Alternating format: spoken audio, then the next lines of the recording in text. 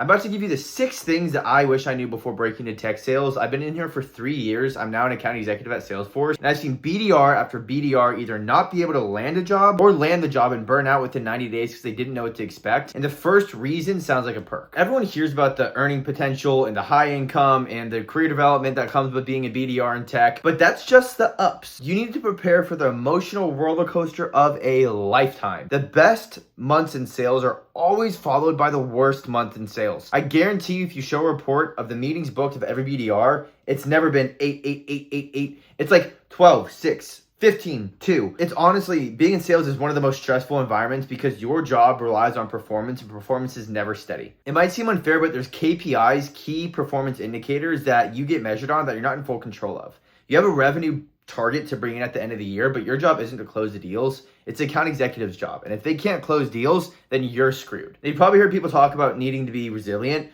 but this isn't just being able to pick up the phone and keep dialing because 100 people didn't book a meeting with you. This is being able to do that over 2 months because you're behind on quota. 1 month being behind on quota is super stressful. Imagine the next month going into it and going in happy. Like being able to prove that you have the mental resilience to get up every day, motivated, and know that the results were coming through work that you put in, keeps getting put in. It takes this very special type of person. Not everyone's really meant for that sort of stress burden. The second thing I wish I knew is that your certifications don't matter. If you're looking at getting in sales or tech sales and you don't have the experience, you're probably getting ads about boot camps that will give you certification that will replace your college degree if you don't have one. Now, I bought into that, and the reason I did is because I applied to a couple jobs and I saw that they require a year or 2 of experience. I'm like, I don't have experience. Now, if these jobs are entry level, you're probably asking yourself, why do they require people with experience? It's because those people are proven to have the skills of what it takes to succeed, so the risk of them failing are lower. So the certification doesn't do anything for you. What it could do for you if you took something like that is give you an understanding of the day-to-day so you can prove you have what it takes.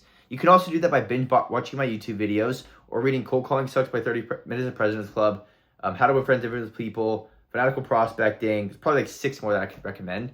But you don't need a boot camp to learn the job. All you have to do is get the basic fundamentals of what it takes to succeed on the job, know what soft skills you need to portray to prove to them that you can succeed, and then prove to them that you have those going into the interview and before the interview to actually land it. I was able to succeed. I didn't go to college or have experience. I actually bombed 11 interviews, had 121 rejection letters, applied to 300 companies.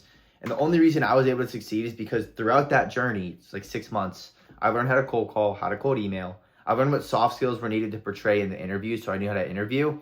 And I proved to them I had that by putting together resources nobody else would put together and came way over prepared to the interviews to stand out. So you can avoid that. I actually put every lesson that I learned the hard way in the community link below. There's like 1,000 people in there. It's a step-by-step guide on how you can break into tech and avoid the trial and error that I had to go through. Reason number 3, remote work isn't for everyone. It sounds great, work from home, be with my cats, not have to commute, but it's really hard to cold call every single day. And when you're trying to learn from your teammates or your manager, you have to book time on their calendar that's already extremely booked just to have that one-on-one with them.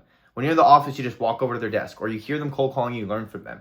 Being in person is the best way to learn the fastest. You also want to build FaceTime with your manager and people above them. When layoffs come around, which God forbid they will, you want to have that friendship. And being over Zoom is hard to build that friendship with them without just being a number on their team. And that's the last thing you want to be, is just a number on their team. If they're just looking at your name on a dashboard and you're not hitting quota, that's scary. But if you build that friendship with them, they see how hard you're working every single day because they hear you dialing on the floor, you're safe. That leads me right into tip number 4. Your manager is more important than the product you're selling. Having a bad manager will ruin your life, right? A bad manager gets pressure from their boss and then trickles it down to the sellers because they don't know how to deal with it. A bad manager can't teach you what you don't already know. A bad manager can identify gaps in your processes that you can't currently see. A bad manager doesn't build that friendship, and he's only saying, why aren't you selling more? He's not helping you get there before it's too late. Now, when you have a good manager, which I would rather have a good manager and a bad product, they shield you from the pressure. They set you up for success because they're showing you the gaps in your processes that you don't know you have. And they're absorbing your stress by advocating for you and doing everything they can to help you succeed. And the only thing you have to do is listen to their advice. When you're struggling and you go to your manager for help and they don't give you any help, it's so stressful and it's so hard to be in an environment like that. Unspoken tip number 5, not all BDR, SDR job listings are equal. There's startups, there's big companies. You go to a startup, it might be easier to get the interview because there's less applicants, but you go in, there's no proven success from previous BDRs. You don't know if they're going to promote you to account executive because you haven't been able to double check that in the interview process to see if they did that for other people because they haven't been able to because they just started as a company. the company might fail if you're not successful. Even if this does work out, nobody knows the name of the startup that you went at unless you get super, super lucky. And it's going to be harder to get a better job somewhere else. And it's just like super high risk in general, right? Startups, you have no idea if they're going to be here in 5 years. Now, if it does work out, you'd probably get some stock options and you'd probably promote very, very fast if it's like a unicorn startup.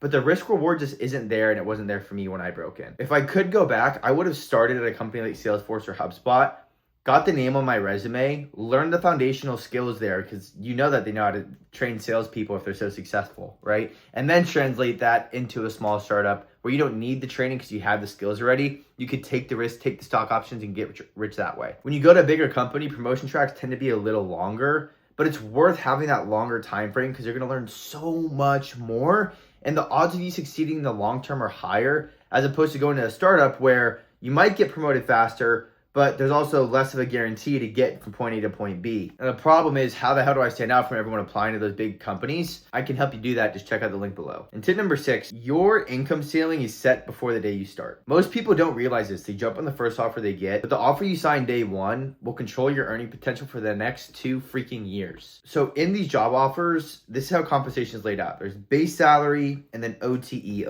on target earnings. That means if your base salary is $55K, which is pretty fair, $60K is like amazing, you're probably going to make $20 to $30K more than that if you hit your number in commission. So if your base pay is 60 and your OTE is 90, that means if you hit quota every single month, you're going to make that extra $30,000 and make that $90,000 at the end of the year. Now, what a lot of beginners end up making the mistake is the company would be like, we have $110,000 on target earning, but your base salary is only $45,000. It might sound great, but that could be a huge red flag because quota can be set to fail, so that they're not paying you that much, but they're still profitable from the amount of deals that you're sourcing. You want to ask them how quota attainment's been recently. You want to speak with other BDRs on the team. There's a website called RepView where you can check quota attainment on the team. If they're offering low base salary, you better make sure everyone's hitting quota, which I can almost guarantee you they aren't. Make sure you check out the community in the link below. If you're on the job hunt, I guarantee it will save you so many months of time. This is what I was fiending for when I was on my job hunt and I couldn't find it anywhere. So that's why I made it for you.